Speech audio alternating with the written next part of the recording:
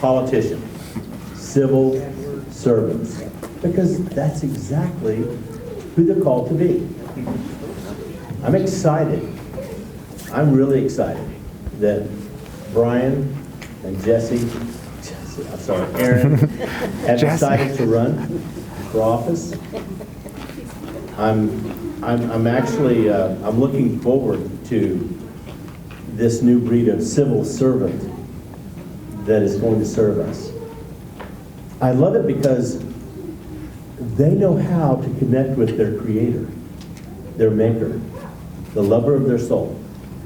And they know how to impart that to others through serving. So with that, I just want to say a prayer for them and open this up. Father, thank you so much that you are causing a new breed of civil servant to come into play all over the country, all over the place. You're doing this. You're raising them up. You're causing them to be powerful. And your word says in Daniel 11:32 that those that know their God will be strong and do mighty exploits.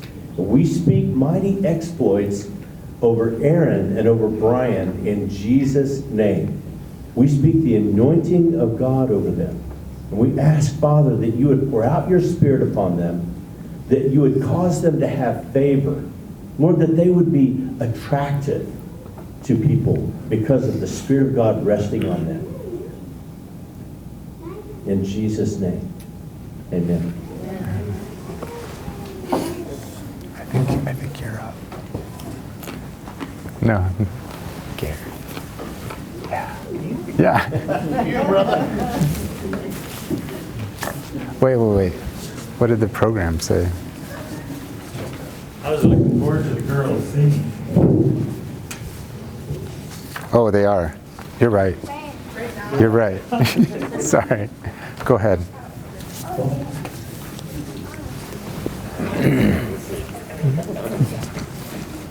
Please stand for the national anthem.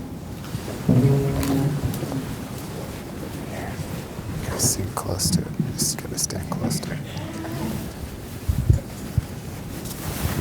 Oh, say, can you see by the Dawn's early light, what so proudly we hailed at the twilight's last gleaming, whose broad stripes and bright stars through the perilous fight o'er the ramparts we watched were so gallantly streaming. The rockets red glare, the bombs bursting in air, gave proof through the night that our flag was still there.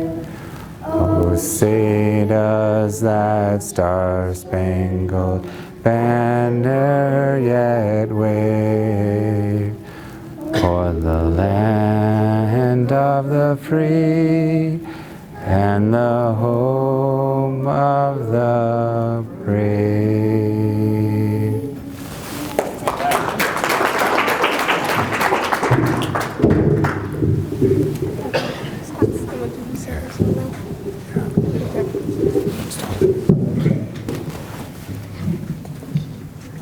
Stand close to the mic.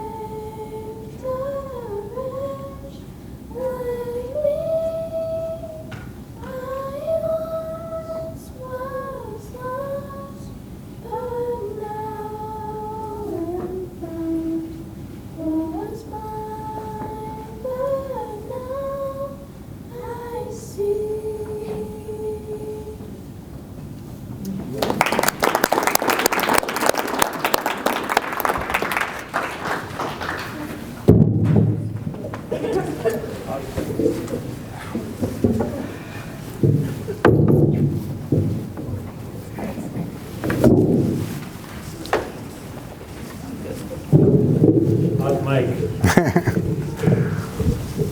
Well, that was beautiful.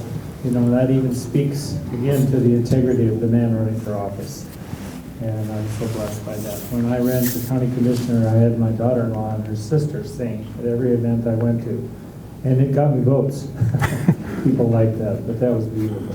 Good on you. Well, it's really an honor to introduce Brian today. I've known his family. I've known Brian since he was a young boy. His mother and I went to school together, graduated together. His father was my dentist for many years and friend, and he's terribly missed. But I'm just really honored to be a part of this with Brian and for Brian. He came to me and we spent a couple hours together. It seemed like very close to that. Him just asking questions about the office and the campaign and running, and I thought at the end, of course, he's a note taker. So after 2 pages of notes, I thought, well, he's either not going to run or he'll run. So he's got to hear from God, because I didn't try to talk him out of it, but I told him everything I knew. So, but when he decided to run, I was truly blessed, and I'm excited to see what God's going to do. You know, the local politicians say, oh, it's between this one and this one. You don't know my God. If he wants Brian in, Brian's going to be our next commissioner. Amen. So, you know, one thing in Brian's brochure, he says he's a quick learner, and I know that to be true. We went to an event the other night,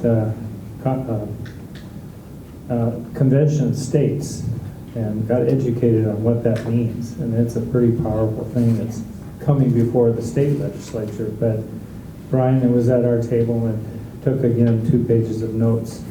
And being a truth seeker means a lot to me, because when you do that, when you have that in your heart to learn and be the best you can be and know all you can know about something, then God can use you.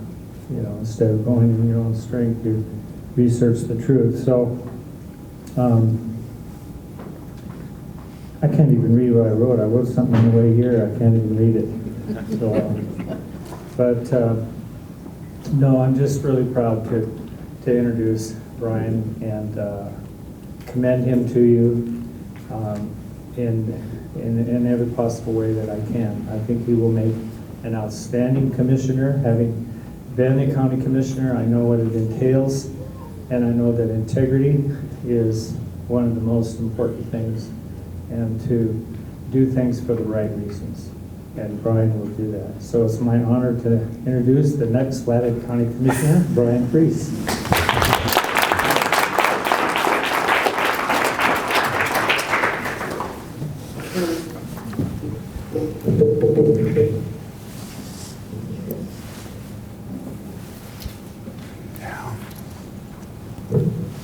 Well, thank you. I appreciate that. And I just want to welcome everybody. Thank you all for coming. And for those that are going to view this online later, just thank you for taking time to just hear my vision, some of my platform. I also want to thank Malcolm Orser for preparing all the hors d'oeuvres at the back. If you haven't taken advantage of them, feel free any of the time that I'm talking to go back and get more. There's drinks over here.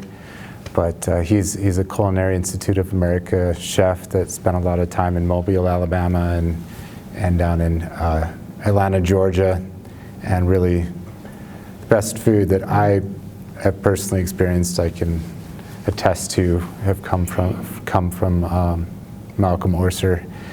And Melissa also helped a lot with the food prep yesterday. I want to thank for all the people that were here early, Kevin and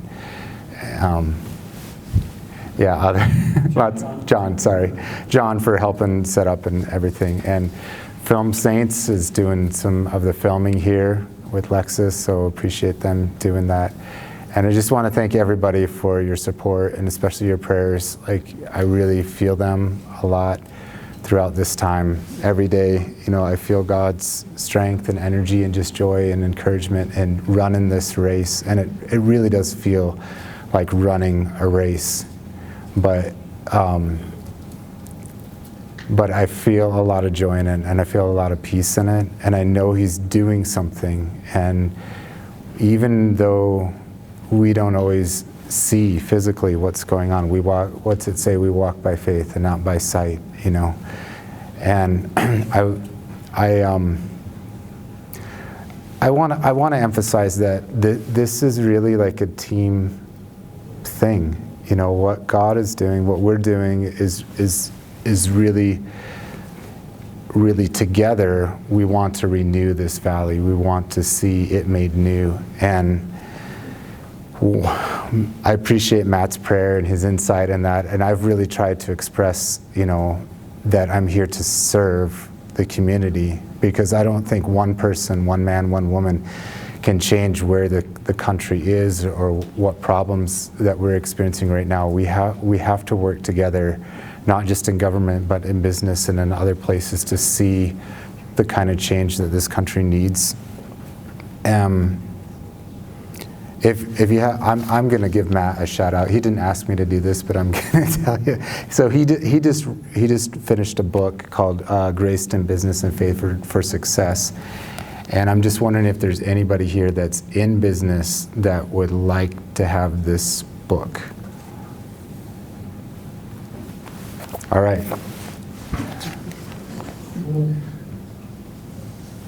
Yeah, we'll get it to you afterwards. So anyway, I've been reading through it. I was asked this week what books I've been reading, and this is one of the books. I read about 5 or 6 books at a time, but this is one of the books that I'm reading currently. But I want to yield a few minutes to Erin Arneson, because I want her to be able to come up and share her vision, her why she's running for a county superintendent of schools, and they've been friends with us for a long time, since before we were married, probably since before you were married, so maybe 20 years, I don't know. Yeah, so I just want you to hear her heart, and I think that she's running for all the right reasons, so I'll give some time to Erin.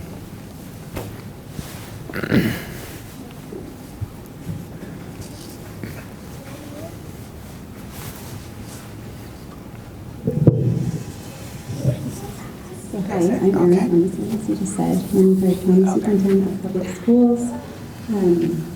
If I were to say why I am running, the past 2 years, I have been a lot more reading more about what's going on in our country, what's going on in the world, probably a lot more than I should, staying up till like 2 in the morning sometimes, just praying and just looking at what's going on in the world, and just knowing that my God is so much bigger than what's going on in the world. And so I am an intercessor, and I've been praying, and I just felt like the Lord, through multiple, my mom was the first one who mentioned this position, and I thought, that's not usually how it goes. You usually, teach a long time, and then you do this, and then you do this, and I had all this idea in my head of how it looks, and I just felt like then there was somebody else that mentioned it that same week, and then something else happened, and I just really started praying about it, and I asked the Lord, and He said, if I call you, I will equip you. So I definitely just prayed about it and had a lot of confirmation, and so here I am. I'm running, and if you want to know a little bit about me, I went to Whitefish High School. I've been here since 6th grade. We moved here in 6th grade, and I've taught at public school, and then I've homeschooled, and I've also taught at Stillwater Christian School, and I have a heart for kids. My husband and I took in a sibling group of teenagers, and I thought if the Lord can help me to do that, then that was kind of one of the other things that I was like, okay, Lord, you can equip me.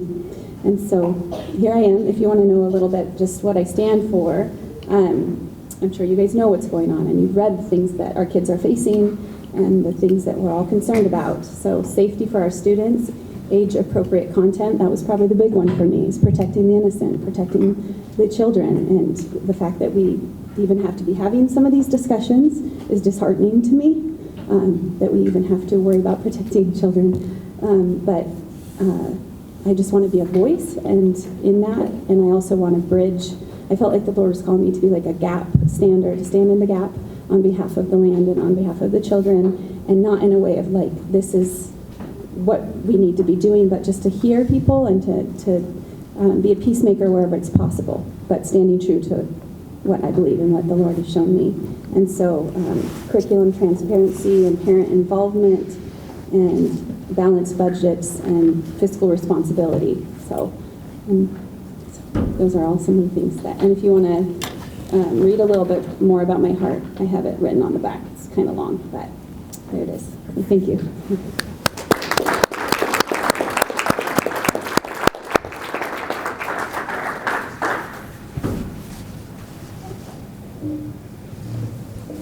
Thank you, Erin. I think it's really great that she has such a wide experience of different kinds of schooling, being in the public school and being in the Christian school and also homeschooling, because there is a wide spectrum of education, and we need a wide, broad viewpoint of that to help navigate what healthy education and good education is. So I am going to give you some background, even though there's quite a number of people here that know me and know about me. I know that there's going to be people watching online that don't know a lot about my background. So my name is Brian Fries. I'm 42 years old. I was born here in the Valley, raised in the Valley. I currently live in Kalispell. And I've been married to my beautiful wife for 14 years. Almost 15 years now, and we have 4 beautiful girls together. You were able to hear them sing earlier, which was great.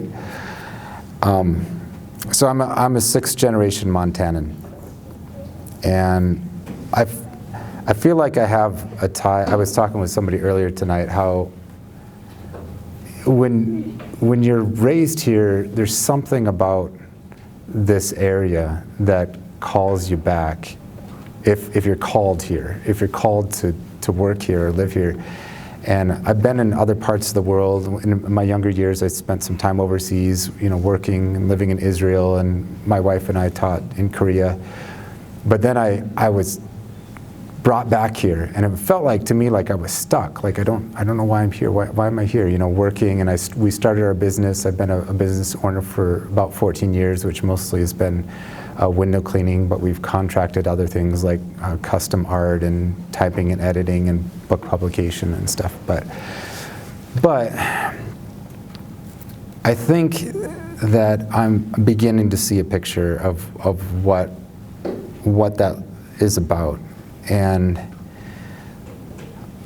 I'm just saying this as a matter of history. My great-great-grandfather was Sidney Martin Logan. So all the trees that you see along in Kalispell, when he was mayor of Kalispell in 1904, but he helped plant all those trees that now they have to spend all this money to trim and stuff like that all the time. But they're wonderful, I think, just to see all the trees as you drive down through Kalispell. And some of the older people in the Valley would know my grandfather, which was Malcolm's dad and my mom's dad. He was a dentist in Kalispell. And my dad was a dentist, as Gary mentioned, in Columbia Falls. And, I was raised on a farm. I don't know if you read the paper article, but for some reason, that translated into the Daily Interlake as being a former farmer, even though we put up hay for our horses every year, and we had dogs and chickens and stuff, but I guess that qualifies as a former farmer, but that's not quite what I told them. But the paper did a really good job. If you get a chance to see the Interlake, they did a good article, and the Beacon did a good article. So when I was in Israel, I finished a bachelor's degree there, and later on I finished a master's degree, which allowed me to have a certification in teaching. So I'm, like Erin, we're both certified teachers, and I have a Montana certification in secondary science. And some of the stuff that I enjoy hunting, I enjoy the outdoors. I enjoy spending time with my family. I enjoy kind of amateur botany. I have all kinds of plants growing around my house, and a large variety of music. And what about my political views? So I am what I call a spiritually grounded conservative. I'm pro-life. I believe in medical freedom. I believe in a free society. I'm a strong advocate for the Second Amendment. I believe in free enterprise. I believe in less government control, but government that doesn't abdicate its authority or responsibility. I'm also an advocate for natural law. And I'll talk a little bit about that in a bit if you don't understand that concept. But and I also believe in a freedom of conscience, so that people have a right to live by what their conscience tells them, and they shouldn't be subjected to kind of authoritarian rules that cause them to violate their conscience. So I do want to mention this a little bit, because I get this question sometimes, like, what do you do? What does a commissioner do? And I had to research it even further than what I knew, because I wanted to know exactly what I was getting into and what my responsibilities were. And really, the commissioner is the legislative and executive branch of the county. So they can write ordinances, which they don't do very often. There's only like 9 ordinances, I think, in the county. But they are the executive branch of the government in the county. But, you know, I heard in the paper they said something like, this was several weeks ago, they said, the most powerful position in the valley. And I was like, you know what, I really object to that idea, because like Matt said, every position that you have is a place to serve people. And if you don't have that vantage point of serving people and helping your community, I think that you really violate any office or position that you have. And I look at it as more of like a servant to the valley, because the main things that they do is that they oversee the budget for the valley, which is a conglomeration of a lot of different budgets. So they have about 23 different agencies that together make up the budget for the county. So each of those agencies make their budgets, and then the commissioners together oversee that whole budget together, which last year was about $119 million. That's how much that budget was for the valley. So it's a big, big task, but they're not alone in it. There's a county administrator, and there's a financial administrator too that helps with that, and then you have 3 commissioners, and you also have your boards, each board that makes up their own budget. So we all work together in the county to formulate a budget that helps serve the needs of the valley. And there are a lot of different areas. There's areas of zoning and planning, and the roads, of course, maintaining the roads in the winter and the summer. And then we've got the solid waste department and county property and parks. And the other thing that they do is that they do human resourcing. So they hire and potentially release people who maybe aren't as effective in that department. So that's kind of the background of what they do. But I think that also in the position of a county commissioner is that they're in a position to inspire and encourage people by the way that they live, and also by affirming good things that are in the valley. So they can draw attention to certain things that help the valley grow and help the valley thrive.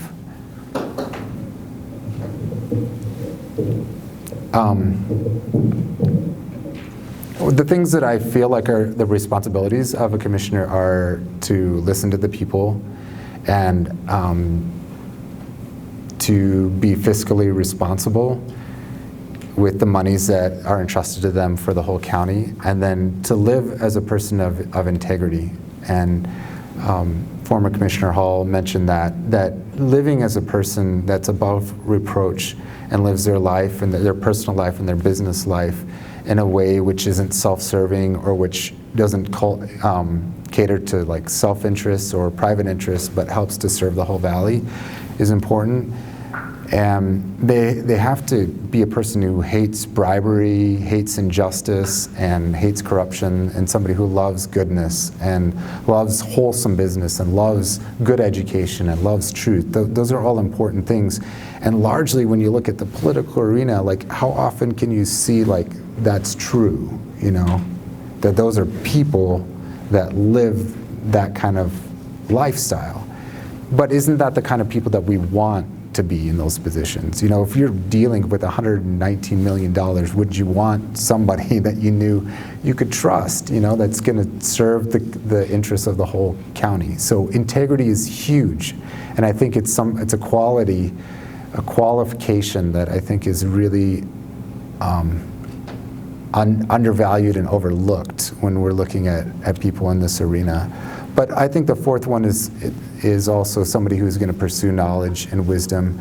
I consider myself, as was mentioned, as somebody who is a quick learner, and I know that there's a lot I need to learn, but in this arena, I believe that I can work hard and serve well to learn everything that I need to know to do the best job possible. And I'll talk a little bit more about that too. But so why am I running? Why am I doing this? And honestly, if you asked me this question a year ago, I probably would have said no. That's not on my plate. That's not on my radar. That's not something I want to do. And I think it's been a long process. And in the last 4 years, I've begun to see the value of civil government. And it's taken me a while because like many people that I run into, I see these two extremes. I see people who are like, yeah, I don't get involved in politics. And I even meet people that are like, I don't vote. And I've always voted, but I think there was a season in my life where I was just like, I don't understand how this can accomplish like the goals that I have in my life, you know. So I just kind of left it to the side. And yet in the last 4 years, I've had some really good teaching that's helped to formulate why it's important, why civil service is important, and also what healthy government can look like. Because we look at it and we see all the problems that are there, but do we have a vision of what it can or should look like? Because if we can gain that, then maybe there will be people that would be encouraged to be in that arena and actually help accomplish that. And some teachings like from Lance Wallnau, if you've ever heard of him, like some of his teachings have really helped formulate my perspective and helped me to get to the point where when the question was posed to me, well, what about you? Would you consider being in that arena? The more I thought about it, the more I meditated on it, the more I prayed about it, the more I thought, yeah, I'm better off undertaking this, taking this chance, taking this leap than not. And when I talked to my wife about it, and still in the decision process, I just said, you know, I just think it would be fun. I just think it would be fun. And she's, you know, to go give speeches and to talk to people and be in that. And she said, you know what, if you think being in politics is fun, it must be God, because most people don't think about politics as something that's fun. But really, you know, for me, it has been enjoyable. And I think when you find what you're called to in life, it's going to be something that you'll have joy in, that you'll have peace in, that you'll have strength in. And but I think also we're at a crossroads. I really strongly believe we're at a crossroads as a nation, as a community, you know, even where our world is at. And standing in that crossroads, we've seen how just in the last 2 years, how there's been a huge encroachment of federal power into our lives in ways that none of us ever dreamed was going to be possible. And when I look at that, when I was looking at that, I thought, you know, we need people to stand in that place and help protect our community, help protect us from the federal encroachment and the overreach that we've seen in the last 2 years. We've seen how fear can overtake people's sense of their rights, of their own God-given rights. You know, when there's been a huge mantra that's been sold to us for 2 years, people kind of have lost sight of, you know, what has God given us as our rights? Because in the beginning, what did they say in the Declaration of Independence? We hold these truths to be self-evident, that all men, all people are created equal, and they're endowed by their Creator with certain inalienable rights, which among these are life, liberty, and the pursuit of happiness. So if those are rights that are God-given rights, then those are rights that we shouldn't easily just let go. You know, we should be looking at our freedoms. We should be looking at, you know, the life, liberty, and the pursuit of happiness that He's given to us, and see how we can maintain those and to cultivate those for future generations. And that's really what kind of brought me to that pivoting point, is when I look at my kids, and I think about their future. I think, what is their future going to look like if I don't say something, if I don't do something, if I don't stand in the gap? And so that's what brought me to the point of saying, yes, I need to stand up. I need to be in this arena to make a difference. So what qualifies me to be a county commissioner? I had somebody ask me that this last week, because I was actually cleaning windows for him, and they're like, well, have you done it? Do you have experience in that arena? And I said, well, I don't have much bureaucratic experience, but I personally count that to be an asset, not a liability. But I don't. When I think about that question, I think about that it's more important that we think about who qualifies us than what qualifies us. But when I look at the practical ends of where my life has led up into this point, you know, having a college background in math and science, which requires a lot of analytical skills, you know, passing college level math and science courses, and being in business for 14 years, and having done all of my own accounting and all of our own taxes for our business, are all skills that have been brought, you know, cultivated in me over the last 14 years of running a business. So when I think about the priorities that I have in that position, one of the first things that comes to mind is healthy infrastructure and growth. We see the crossroads that we're at as a community, the housing situation, and so many different aspects, inflation that we're dealing with. And part of government, I want to say that government doesn't have all the answers. It has like a piece of the puzzle. I think business has a piece, and families have a piece, and there are different pieces to the puzzle, but government is part of the piece.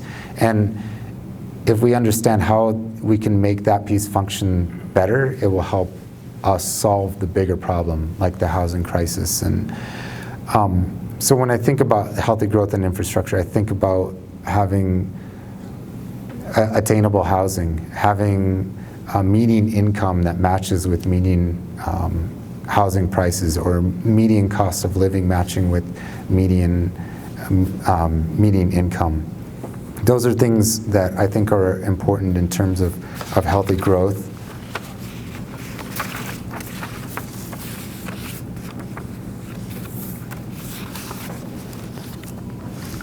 But part of what I see in our community too that I want to encourage and help cultivate is having an economy in our area that is not just seasonally based, and it's not just tourist driven, but it's an economy that works year round.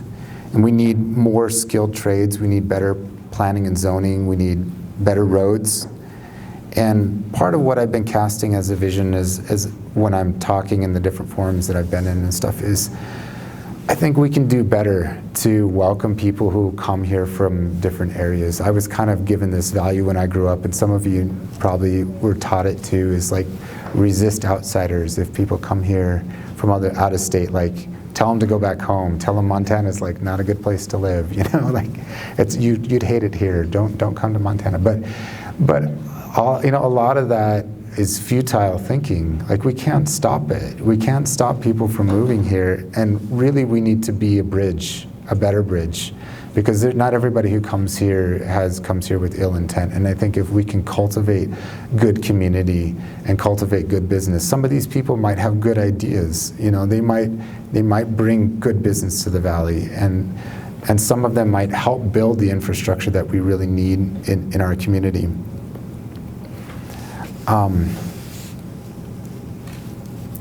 I also think that we need to renew the role of small local government. I talked about this a little bit before, but to help government be robust on a local level can help protect against some of the infringements that we see from the federal government.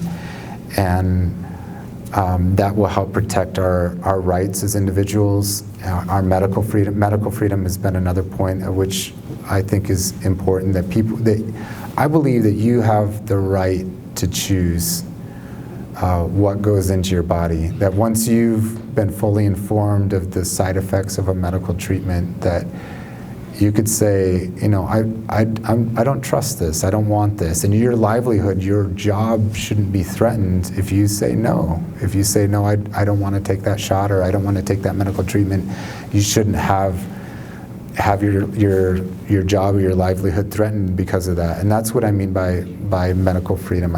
I believe that we can do better to help stave off some of that encroachment of federal overreach and autocracy that we've seen in the last couple years. And the third thing that I think is really big is to renew the rule of law. We hear a lot these days about defunding the police, and when I was on the radio yesterday, they asked about it because it was like a really hot topic between a couple of the candidates. But I'm totally against defunding the police. If anything, I think we need to upfund the police in our area. We've seen a real uptick in crime and lawlessness across the country. And we really need to give law enforcement and those that are there to serve and protect the resources that they need to help keep our communities safe. And I think that the ideas that you see in other places that we haven't seen come here yet, and hopefully won't come here, of defunding the police only encourage lawlessness. It only encourages chaos. And if you go to Seattle or some of those other places, it's worse than it's ever been because of their choice to allow that. But ensuring public safety is really important. And also just in cultivating a community that cares about one another. We've seen, I don't want to go into this too much, but we've seen a lot of suicide in the last few years. And I think cultivating community that looks out for each other and cares for our neighbors is really important. But also to renew natural law and the law of conscience. So, when I said this earlier, but they said that we hold these certain truths to be self-evident, that all people are created equal. And if they thought so highly of that truth, that they called it a self-evident truth, it means that it's something you shouldn't have to prove, that you shouldn't have to give a ton of evidence for it. To them, it was something that was readily visible, so obvious that they called it self-evident. And that's what I mean when I say natural order, to renew natural order and civil order and the natural order, is there are certain things that we see in nature that provide order. And they're meant to be that way. If I go out in the fall and I shoot a buck deer, and then I go and try and tag it with my doe tag, I'll get in trouble because that buck is not a doe. And that's a natural order, but somehow we've lost sight of some of that natural order. And there's been a challenge to that, but I think that we need to renew that in understanding what natural order is, because it provides a framework and it provides a safety net and a structure that helps culture and helps our community thrive. So I have kind of some practical ideas. There's a lot more. I'm not going to share them all because you can take some of my literature here too and look on my website. Just some practical ideas of things that I want to develop, if I'm brought into the office of commissioner. But one of them is I really want to expedite the new jail. They've had it on their slate to have a new jail for some years, and it's still like a couple years out. But I think that we need to expedite that. I talked to Brian Hano, who's the sheriff, about a week and a half ago, and he just laid out to me all the reasons in great detail why we need a new jail and why they need more staff and why they're underfunded, and it all made a lot of sense to me. And helping them with that, I think, is really important. The other idea, I talked about this on the radio too, is I'd like to create, we'd have to work with Adele Krantz, in the DMV office, to do this, but to create a satellite office for the Department of Motor Vehicles. Because right now, I don't know who's had to renew a vehicle or renew your license or whatever, but you have to stand in long lines like early in the morning and get a number, and it's just ludicrous really to me.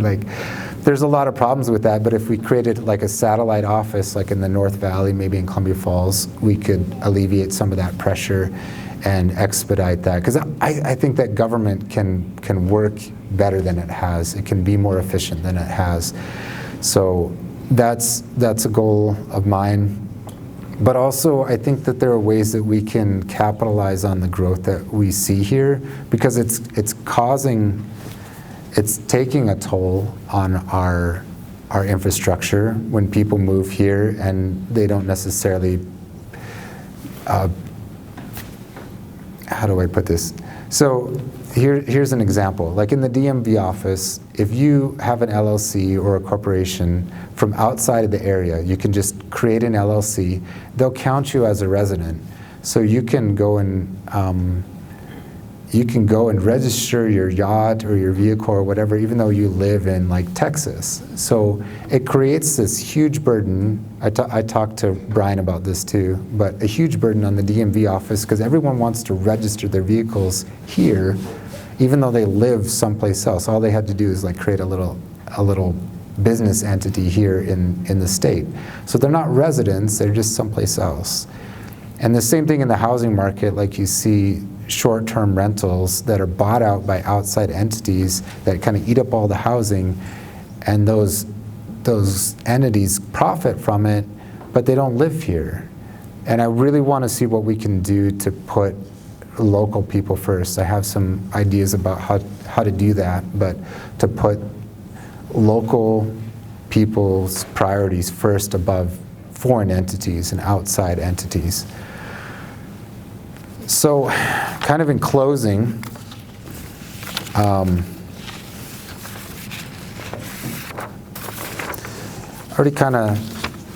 one thing I'd like you to do is, if you have your cell phone, if you have a cell phone with you, if you can get your cell phone out.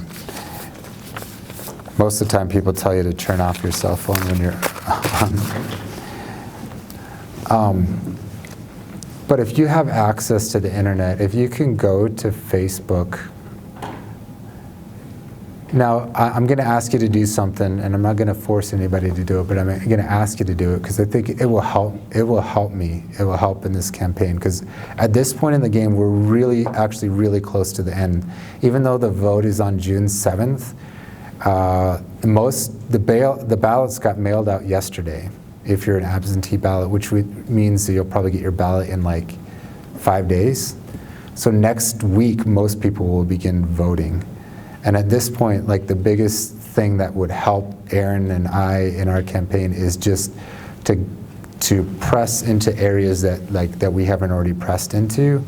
And so if you go to Facebook and you just type in "Freeze for Commissioner," and I'm going to ask you to share my post on your own wall. So underneath "Freeze for Commissioner," you'll see like a little, almost looks like an ad. It just says "Vote for One, Brian Freeze." But if you share that on your wall, then it will encourage a lot. I know Gary's done this like almost every day for me for like the last week. But if you could share this on your wall, the reach of this small group can be like exponential. It really can be, because all the people you know and that I don't know can really help. So has everyone found it? Is anyone having trouble finding it? So if you find that little ad there and just share it to your own wall, that will really help us out. And I just kind of want to open it up. I know I've just spoken a lot here, but I want to open it up to any questions that anybody might have for me, and even for Aaron up here. You know, if you have questions for Aaron, maybe Aaron, you want to come on up in case somebody has any questions for you. But if you have questions about anything that I've covered, you know, about my position, my platform, or anything. So I'll give you a second to think about it too.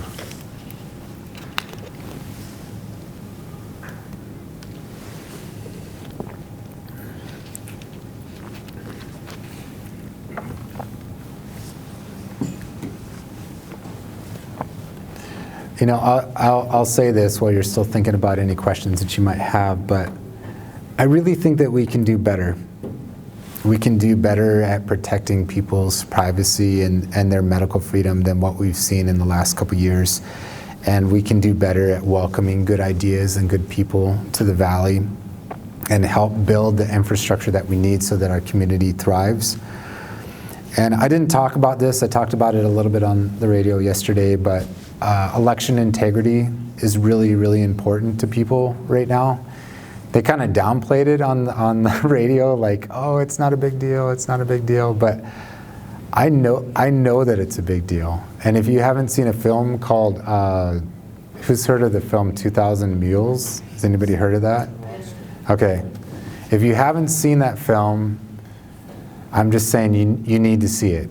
Even if you're like the biggest skeptic in the world and you think that the last election was foolproof and like completely fair and above board, even if you thought that, I really encourage you to see that film, 2,000 Mules, because I think it will enlighten everyone to some things going on.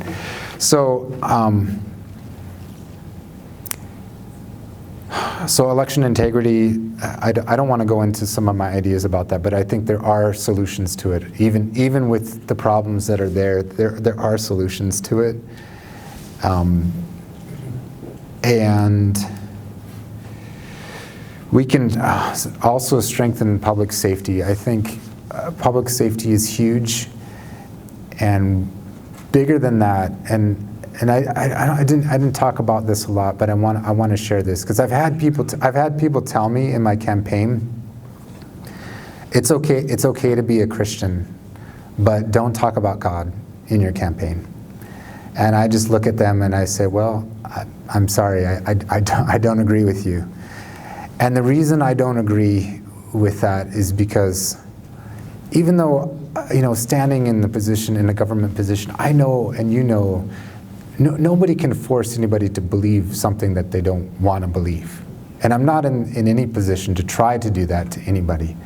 But I believe that values as a Christian is there to serve people. It's there to serve a community so that everyone is blessed, no matter what they believe, so that we can live in a community that is blessed.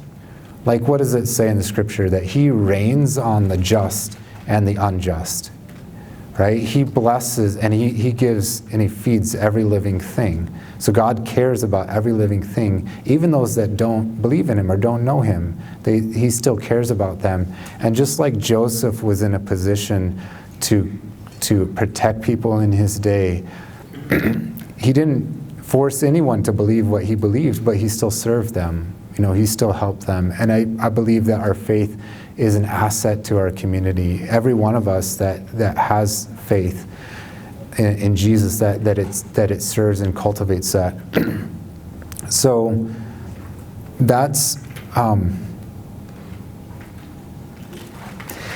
I know that this community is full of conservative people, and it's full of loyal people and patriotic people, people who've weathered hard days and seen blessings of liberty. And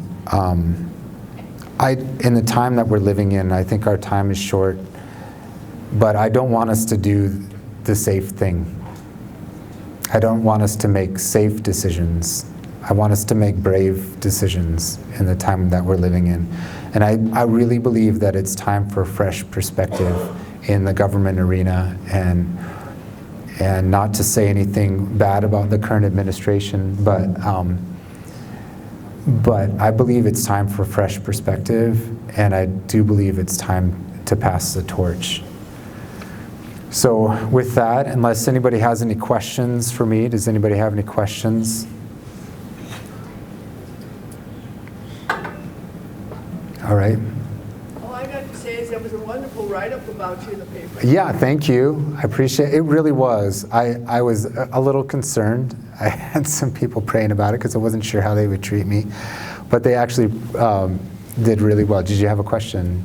I'm always willing to show my ignorance. Okay. And ignorant about this as well. Sure. You mentioned housing for low-income people. Yeah. What role does a commissioner have in that field? Right.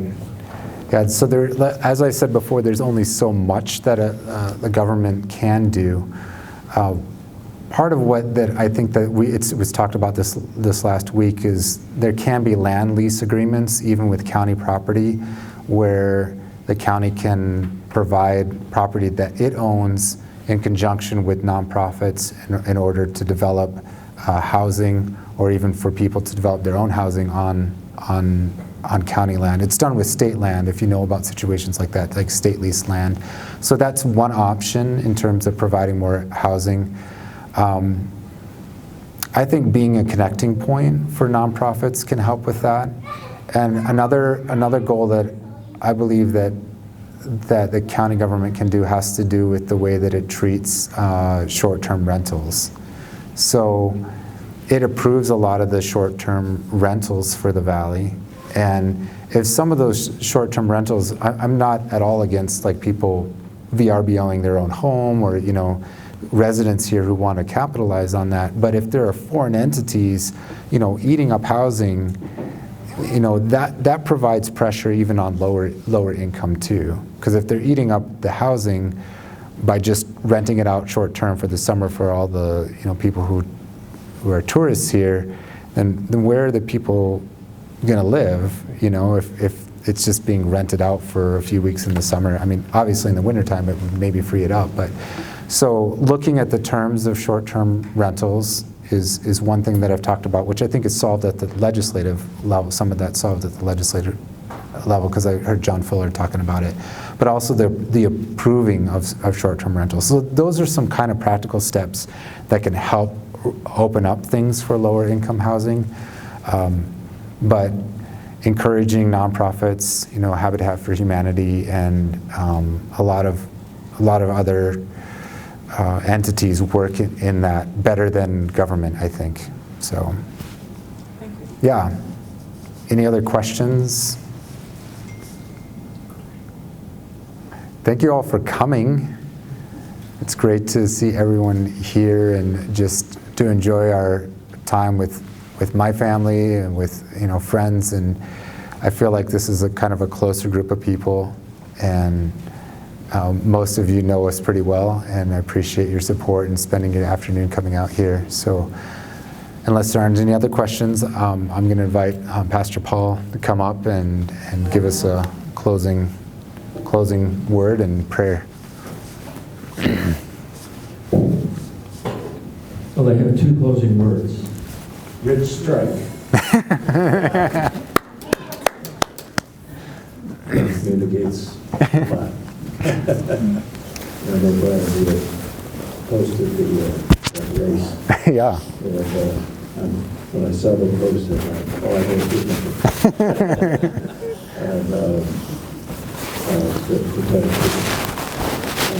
could happen. I think God was speaking all across the nation to say that anything can happen that they expected. And so with that, Lord, I just ask you to have your way with everything that you want. Lord, there's been so much prayer in our valley, across the nation, and we are crying out to you for righteous government and righteous leaders.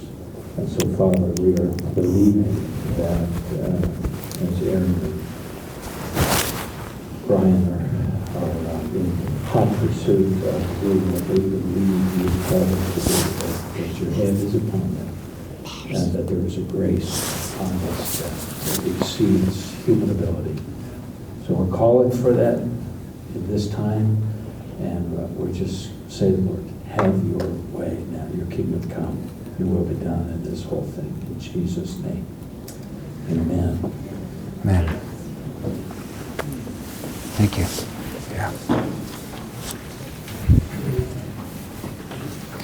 Thank you all for coming, and we got to break camp pretty quickly here. Well, not too quickly, but what's that? Yeah, please take any food that you want. Take drinks if you want. Take whatever you want.